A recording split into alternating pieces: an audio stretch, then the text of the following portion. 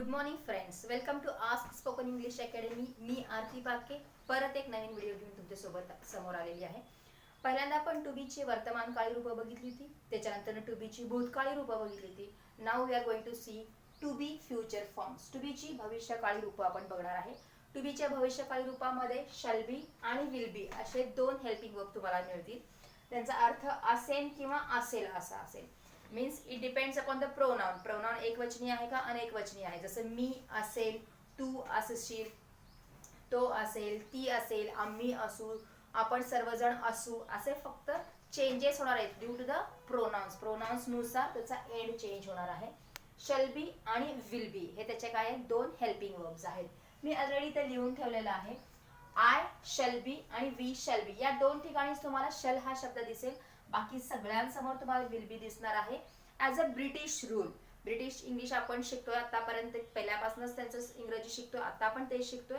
तर त्यानुसार आय आणि वीच्या समोर म्हणजे फर्स्ट पर्सन सिंग्युलर आणि फर्स्ट पर्सन प्लुरल जे प्रोनाउन्स आहे त्याच्यासमोर आपण शल बी हे हेल्पिंग वर्ब यूज करायचं आहे. आणि बाकी सगळ्या मग सेकंड पर्सन थर्ड पर्सन जे आहेत, मग सिंग्युलर असतील किंवा प्लुरल असतील, तर त्या सगळ्यांसमोर आपण विल बी हे काय वापरणार आहे, हेल्पिंग वर्ब वापरणार आहे. बट नावडेज आपण अमेरिकन इंग्रजीचा पण वापर खूप करतो. मग ते रिडिंग मध्ये असेल, रायटिंग मध्ये असेल, तर तेव्हा मात्र आपण आय आणि वीच्या समोर विल बी वापरलं तरी चालतं. कारण आपण इन जनरली असे खूप शब्द बघतो बघा. तर हे जे आहे हे आहेत शॉर्ट फॉर्म्स. हे आहे आईल. आईल म्हणजे काय, आय विल असा अर्थ त्याचा होतो. हिल म्हणजे ही विल असा अर्थ होतो. म्हणजेच आय आणि आयच्या समोर सुद्धा आपण विल हे काय करू शकतो, हेल्पिंग वर्ब यूज करू शकतो as a British rule. So I will explain you all these pronouns. I shall be मी असेल, वी शॅल बी आम्ही असू, यू विल बी तू असशील एकवचनी असेल तर, आणि यू विल बी तुम्ही असाल अनेकवचनी असेल तर. ही विल बी तो असेल, शी विल बी ती असेल, इट विल बी ते असेल, दे विल बी ते सर्वजण असतील, धिस विल बी हे असेल, दीज विल बी हे असतील, दॅट विल बी ते असेल, आणि दोज विल बी ते असतील. म्हणजे जरी प्रोनाउन आय आणि वी असला तरच शॅल बी, आणि बाकी सगळ्यांसमोर विल बी एकवचनी नाव असू शकतं किंवा अनेकवचनी नाव सुद्धा असू शकतात. म्हणजे half of the sentence again I have done here. अर्धा सेंटेन्स मी केलेला आहे. त्याच्यासमोर तुम्हाला फक्त काय करायचं आहे, ऑब्जेक्ट किंवा क्रियापदाला आयएनजीचं रूप वापरायचं आहे. जसं की काही सेंटेन्सेस आपण बघूयात. ऑलरेडी आपण विल बी ऑलरेडी आपण एमिज आर आणि वॉज वेअरच्या वेळेस ही वाक्य बघितली होती. सेम तसेच असतील. I shall be a doctor next year. पहिल्यांदा आपण ऑब्जेक्ट जे आहे त्यांचे वाक्य बघूयात. Ram will be busy on Sunday.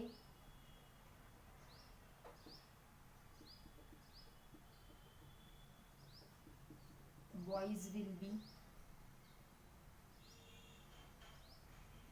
on ground at evening.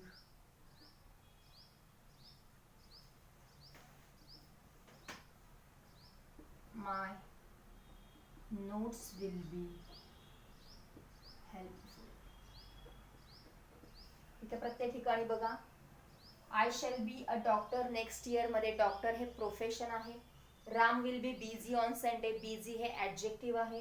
Boys will be on ground, on ground हे प्लेस आहे. आणि my notes will be helpful, helpful हे अगेन काय आहे, ऍडजेक्टिव्ह आहेत. म्हणजे हे सगळे वर्ड जे आहेत आपण ऑब्जेक्ट च्या ऐवजी वापरलेले आहेत. Now will see some sentences of verb ING जे तुम्हाला कंटिन्युअस टेन्स मध्ये यूज करायचे.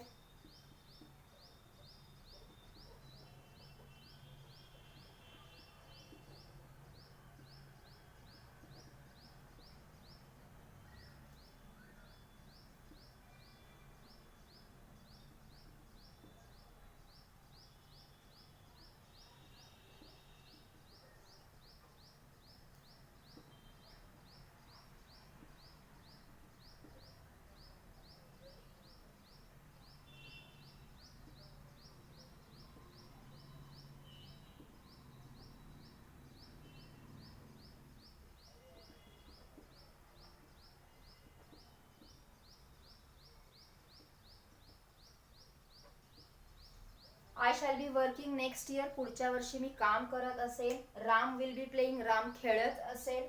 Boys will be searching ball, मुलं बॉल हुडकत असतील.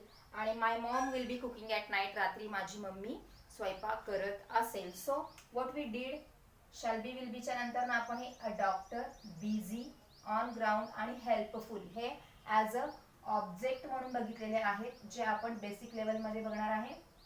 आणि त्याच्यानंतर ना वर्किंग, प्लेइंग, सर्चिंग आणि कुकिंग वापरलेलं आहे, जे टेन्सेसमध्ये आपण यूज करणार आहे. सो हेल्पिंग वर्ब तेच आहेत, शॅल बी, विल बीच आहेत. फक्त आपण शॅल बी, विल बीच्या नंतर काय यूज केलेलं आहे, तर शॅल बी, विल बीच्या नंतर आपण ऑब्जेक्ट यूज केलेला आहे, किंवा शॅल बी, विल बीच्या नंतर आपण क्रियापदाला आयएनजीचं रूप वापरलेलं आहे. म्हणजे दोन्ही प्रकारे आपण काय करू शकतो, सेंटेन्सेस करू शकतो. तुम्हाला काय करायचं आहे, या प्रत्येक हाफ ऑफ द सेंटेन्सच्या नंतर मी जिथे स्टार करते तिथे तुम्हाला एकतरी ऑब्जेक्ट यूज करायचं आहे किंवा क्रियापदाला आयएनजीचं रूप यूज करायचं आहे. म्हणजे तुमचं वाक्य काय होणार आहे, कंप्लीट होणार आहे. That star is for either object or verb ING, जसं मी इथं ऑलरेडी वापरलेलं. We can make negative also, जे आपण इन डिटेलमध्ये जेव्हा बेसिक लेवल शिकणार आहे किंवा टेन्सेस शिकणार आहे तेव्हा आपण बघणार. हे फक्त काय आहे, बेस तुम्हाला मी सांगतेय की जेणेकरून तुम्हाला ॲटलिस्ट माहिती तरी असायला पाहिजे की अशा प्रकारे आपण सेंटेन्सेस पुढे जाऊन करणार आहे किंवा ह्यांचा अशा प्रकारे पुढे जाऊन अर्थ होणार आहे. Again I will tell you, I आणि वीच्या समोर आपण शॅल बी किंवा विल बी दोन्ही यूज करू शकतो. ॲज अ ब्रिटिश रूल आपण आय आणि वीच्या समोर शॅल यूज करतो, आणि ॲज अमेरिकन इंग्लिश आय आणि वीच्या समोर आपण विल पण यूज करू शकतो. दोन्हीही वापरलं तरी सुद्धा बरोबर आहे, चुकीचं कोणतंही नाही. So this is for today. एकदम छोटासा टॉपिक होता की ऑलरेडी आपण प्रेझेंट, पास्ट दोन्ही फॉर्म बघितले. Now this is a future form.